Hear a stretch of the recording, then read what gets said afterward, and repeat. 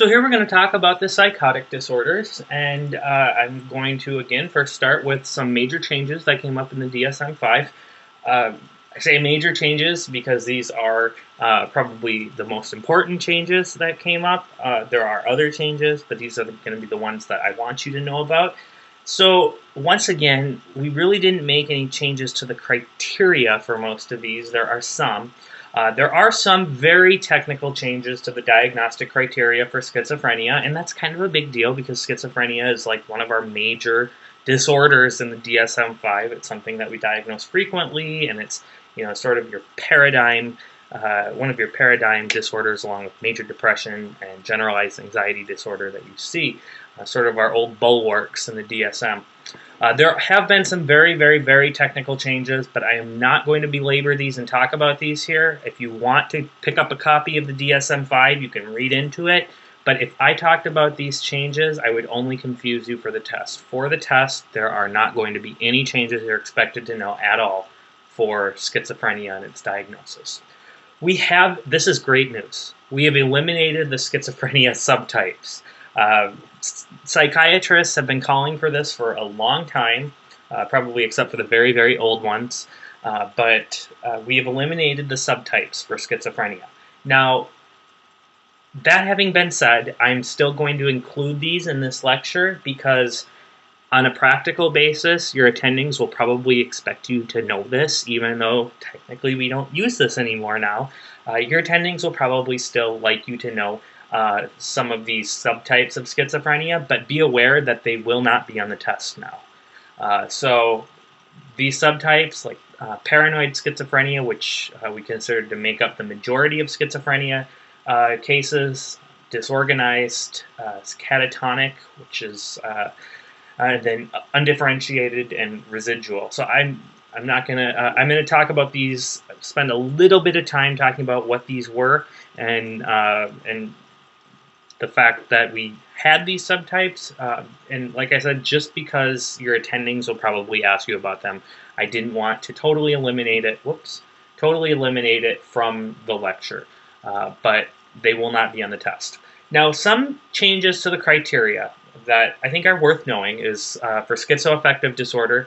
For the most part, it's unchanged, but now we consider that a major mood episode, and typically that's major depression, needs to be present for the majority of the disorder's duration once the patient has satisfied the psychotic criteria, or otherwise known as criterion A of schizoaffective disorder, which is the same as criterion A for schizophrenia, so the psychotic features of schizoaffective disorder. For delusional disorder, and this is kind of useful, but it's also kind of confusing to a certain degree, but it probably needed to be done. Delusions no longer have to be non-bizarre. And the reason that that can be helpful for us is because it can be very difficult to differentiate between a bizarre delusion and a non-bizarre delusion. I mean, if I think Tom Cruise is in love with me, that's kind of bizarre.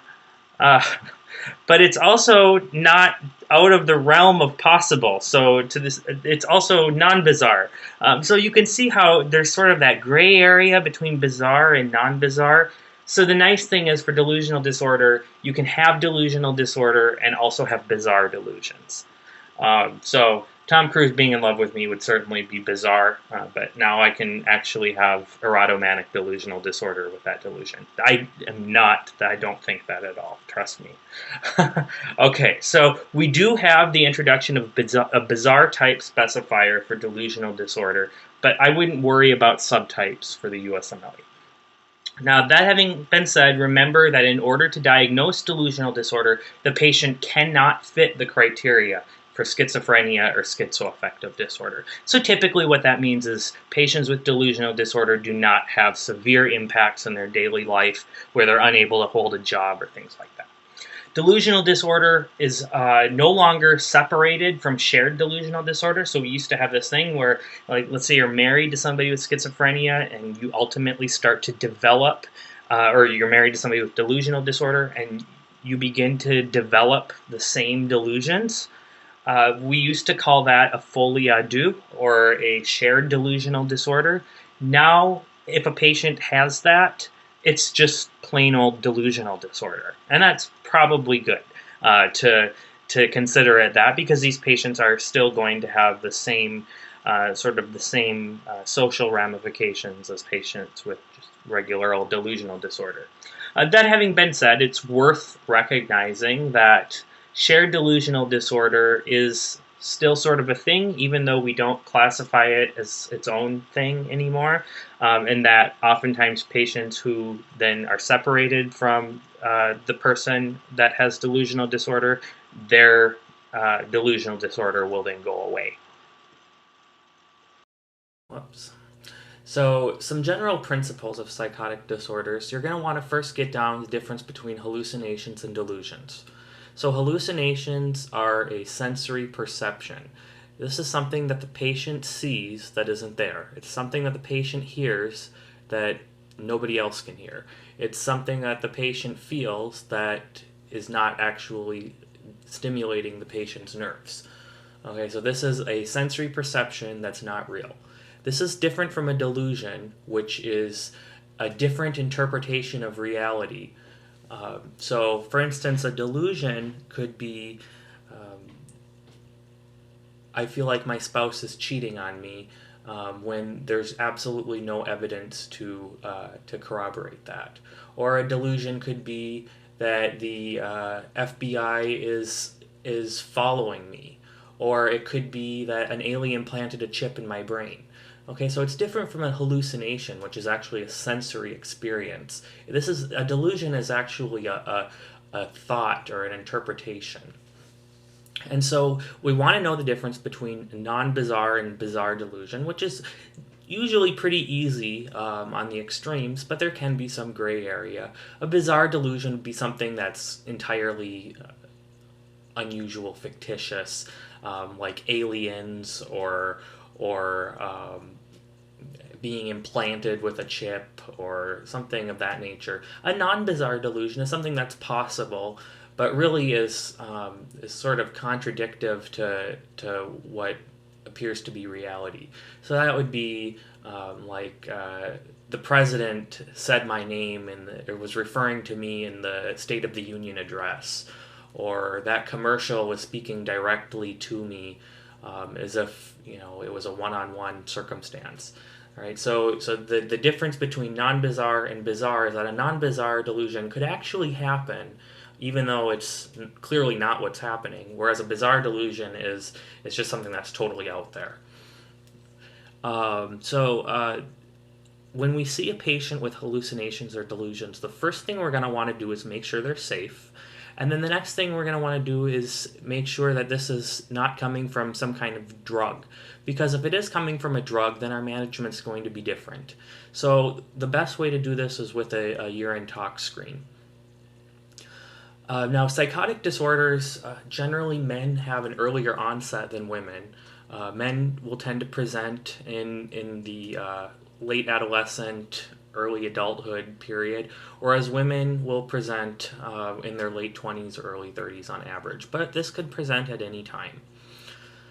There are some medical conditions that will give psychotic-like symptoms, but they are not psychotic disorders, and the first of which is epilepsy, most prominently temporal lobe epilepsy. If you remember, the auditory cortex is in the temporal lobe, and so auditory delusions can be caused from temporal lobe epilepsy. So that's one thing you're going to want to rule out, and that can be done with an EEG. Okay, that doesn't mean you're not going to treat the patient with antipsychotics if they're posing direct harm to themselves or others, but before you diagnose them with schizophrenia, if you may want to get an EEG first if there are other symptoms of epilepsy. A stroke or TIA, definitely look for in an older patient, hypercholesterolemia, high blood pressure, etc. Encephalitis, if the patient has toxic symptoms, fever, low blood pressure, and then a mass-occupying lesion if the patient has symptoms of a brain tumor or if there was trauma involved. Usually you'll see this in the question stem. And then, of course, assess safety and hospitalize the patient if they pose a risk to themselves or others. Always err on the side of caution. So there's a few theories of schizophrenia. I put all three of them up here. The most important one, though, is dopamine theory, and that's the idea that there's an increased amount or activity of dopamine, primarily in the basal ganglia, and this is our basis for treatment in schizophrenia. We use antidopaminergic drugs to treat these patients. So there are multiple types of psychotic disorders. The most prominent and most well known is schizophrenia, and that's when you have these psychotic symptoms that we're going to talk about for more than 6 months. Schizophreniform disorder is the exact same symptoms, it's just the patient has had the symptoms for a shorter period of time. And then a brief psychotic event, even a shorter period of time than schizophreniform disorder. Schizoaffective disorder is a psychotic and mood disorder combined. We'll talk more about that. And then a delusional disorder is a disorder simply of delusions. Really, what these disorders are in general are a disorder of one's ability to interpret reality. So that's something to keep in mind. That's a good way to characterize all psychotic disorders. All right, so some antipsychotic drugs. We're going to go over drugs in greater detail in a different review, but the mainstay for treating any of the psychotic disorders are atypical antipsychotics. So what's atypical versus typical? First of all, what you need to know is all these drugs antagonize dopamine. The typical antipsychotics are the older drugs. So these are like Haldol and prochlorperazine and Pimozide. These are medications that have some major side effects, so we typically don't want to use these if we can avoid it. These drugs can cause extrapyramidal symptoms, which are Parkinsonian-like, it's movement disorders, and they can also acutely cause neuroleptic malignant syndrome, which can be deadly, and that's characterized by fever and muscle rigidity. The atypical antipsychotics are preferred. I put quite a few of those on here. All of these would be good except for clozapine, which we sort of use as a last resort. They all cause weight gain, particularly ziprasidone, which is Zyprexa, causes weight gain pretty significantly. Clozapine, the reason we don't want to go right to clozapine is because it's associated with a decrease in the white blood cell count, and so it can make the patient susceptible to different infections. So schizophrenia is characterized by having two of these symptoms that I put up here, and those are delusions, hallucinations, disorganized speech, very disorganized or catatonic behavior, and negative symptoms, which are affective flattening. That's just where the patient just has a dull demeanor, doesn't really speak much, really isn't there. Avolition, which is where the patient doesn't seek out any kind of activities that they used to seek out, kind of almost a depressive-like symptom, and of course mutism, which is probably the most prominent negative symptom. This is where really the patient just doesn't talk at all. If you have any two of these symptoms or more, and negative symptoms being just one symptom overall, then you have schizophrenia if these symptoms have lasted for 6 months or more. Okay, so if the symptoms have only lasted for a week or 3 months, it's not schizophrenia yet. Okay, this is only if the symptoms have lasted for 6 months or more. And as you can imagine, these symptoms are going to severely impact the patient's daily life, their social life, their occupation, and because it impacts their occupation to such a great degree, there is going to be a downward drift. These are going to be the patients that, they were college students, they had a successful business career, and 3, 4, 5 years later, now they're homeless. So definitely keep in mind that the severity that this impacts the patient's life. There are 5 subtypes of schizophrenia. The most prominent that you're going to see most often is the paranoid type, and these are patients that have delusions of persecution. Somebody's following me, somebody wants to kill me, somebody's after me. Usually these delusions are bizarre. So they may have delusions of UFOs, may have delusions of aliens, and it really impacts their life. They'll have visual hallucinations or auditory hallucinations. Usually, auditory hallucinations are more common in schizophrenia. Auditory hallucinations will be very negative, speaking about the patient in a very negative manner. And they can also have delusions of grandeur, which, remember, you will also see in mania, but mania will not have psychotic symptoms like hallucinations and delusions. We had a patient once who claimed to play Division I football and had a law degree and a medical degree, and he was only 25 years old. Obviously, delusions of grandeur. Disorganized schizophrenia has the worst prognosis. These patients come in, they've got disorganized speech, really no association with reality, and they're very childlike, and it's very difficult to maintain an interview with these patients. Catatonic schizophrenia have prominent psychomotor symptoms. A lot of times you'll see them in very fixed positions. They may be in the cafeteria with the other psychiatric patients, and they'll just be sitting there, staring at the wall, not moving. These patients don't talk much, so as you can imagine, it'd be very difficult to interview these patients as well. And they tend to repeat what you say or what you do. That's called echolalia and echopraxia, and that's very highly associated with the catatonic type of schizophrenia. Undifferentiated really doesn't fit into any of these three categories, and the residual type of schizophrenia, they don't have psychotic symptoms, they only have the negative symptoms of schizophrenia. You're not going to see that one too much on the boards, but just be aware that it exists. It's not incredibly important to be able to determine between these 5 types of schizophrenia because we're going to treat these in the same way. But be aware that they exist. So as I mentioned, disorganized schizophrenia has the worst prognosis of the subtypes, and the diagnosis for schizophrenia is clinical. There are imaging studies that you can do in schizophrenia, but it's absolutely not indicated or necessary. It's purely academic. The management for schizophrenia includes atypical antipsychotics. That's the mainstay of treatment in any psychotic disorder, in anybody experiencing active hallucinations or delusions.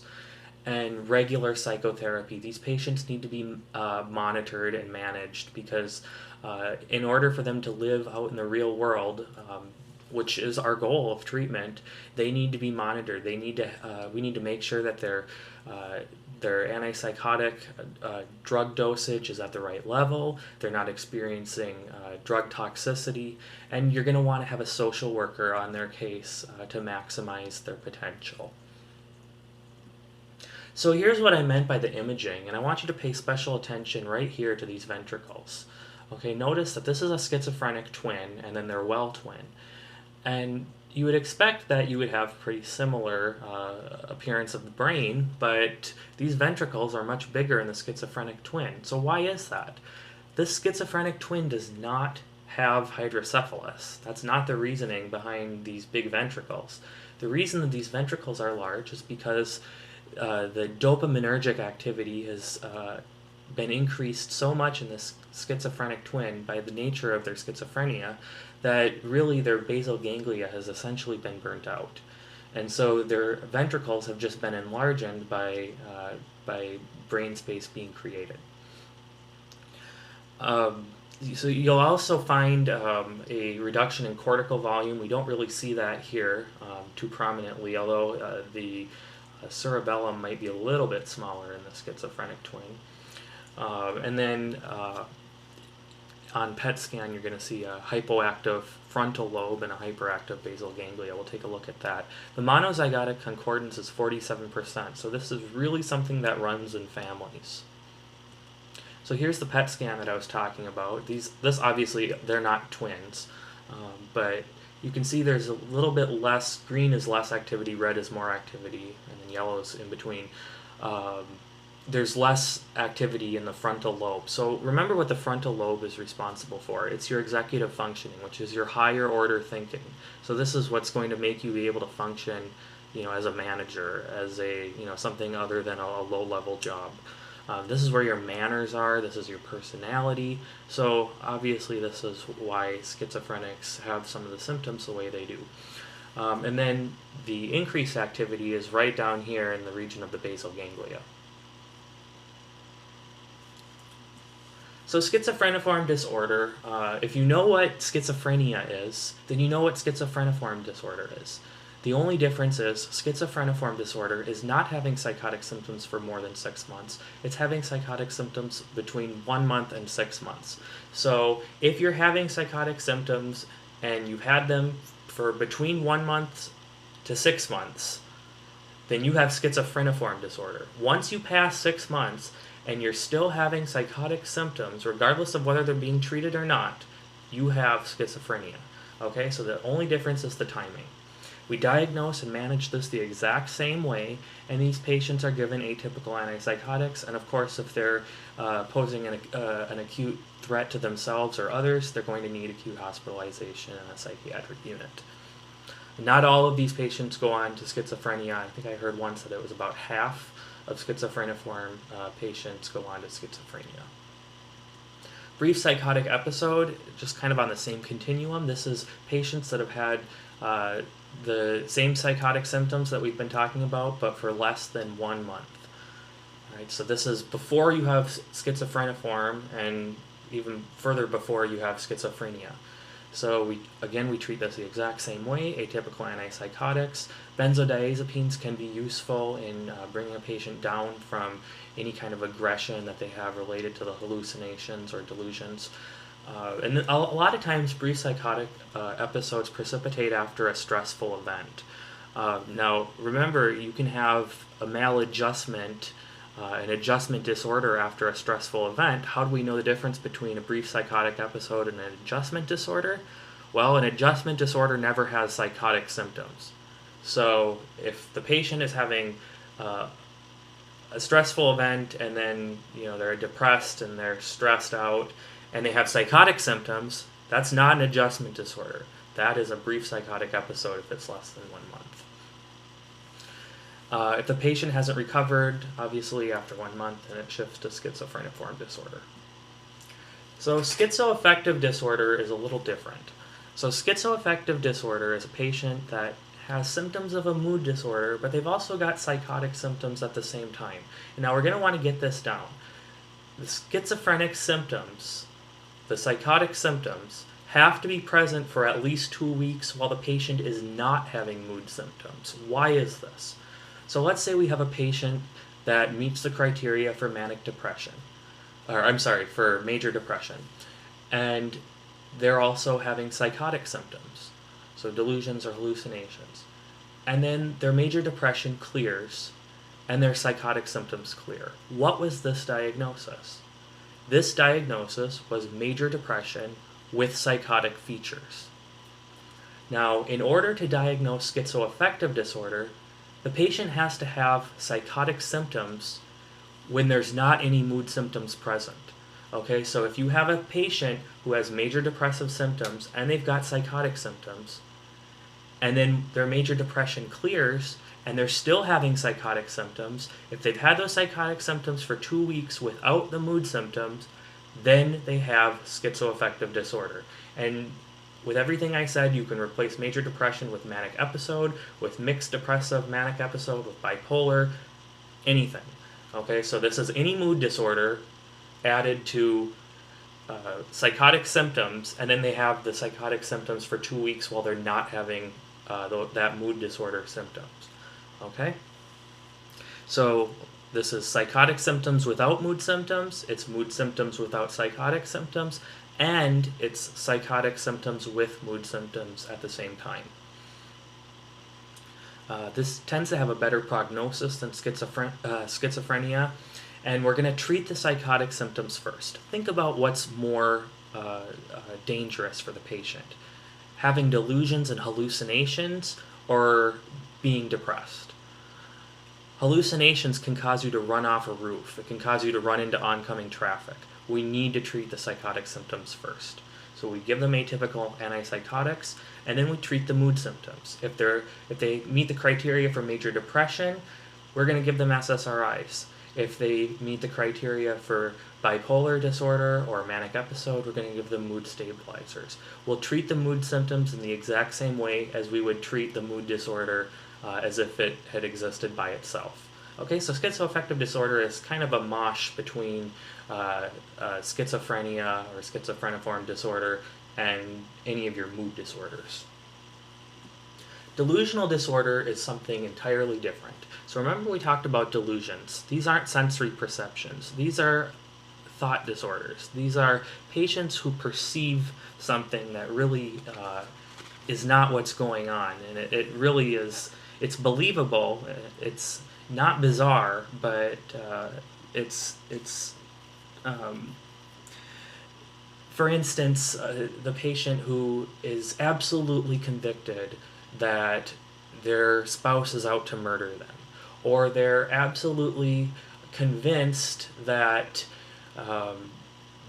they're going to run this humongous business, or they're absolutely convinced that everybody's in love with them, or whichever star on TV is in love with them. So these are non-bizarre delusions, and the key for delusional disorder is that there aren't hallucinations and there's no impairment in function. So these patients have logical thoughts, they're coherent. The only thing that sets them apart is that they have these delusions that just don't make any sense. Any logical person would know that that is not the case. Leonardo DiCaprio is not in love with this, random woman in Minneapolis. It could be, but it's absolutely ridiculous. Okay? So, really, this is kind of where the gray area comes. You have to, yes, some of these things could happen, but you have to use your common sense as a clinician to diagnose this disorder. We treat these with antipsychotics and with psychotherapy. Please remember to keep the culture in mind. If the delusion is an accepted cultural view in that patient's culture, then it's not a delusion. So there are patients in Latin America that may believe that there are different types of treatments for their disorders, or that there's bad spirits inside of them, or various things like that. I hope I'm not offending anybody's culture, but I'm just making an example. You'll see this in Native American cultures and in African cultures and in Asian cultures. Things like this, if it's consistent with their culture, then it's not a delusion. Okay? So keep that in mind. All psychotic patients are at increased risk of suicide. So we really need to make sure that these patients are adhering to psychotherapy, and that we're keeping tabs on these patients at least once a month. You might remember this movie, A Beautiful Mind. This is John Nash. As you may know, he suffered from schizophrenia, and he said it's almost as if a demon had passed from one host to another. Obviously, this is a very brilliant man, and he also had schizophrenia. So you're not always going to see schizophrenics in the low socioeconomic statuses or in people that seem retarded. Okay, these are people that could be like you and me. They could be very accomplished people. They could be your neighbor. So you have to not stereotype that these people are going to be your homeless bums on the street, because schizophrenia can come on at any age. It can be in your 30s or 40s, and it can happen to any of us. And it's very, very difficult for families and patients to deal with. All right, so I will see you in the next chapter.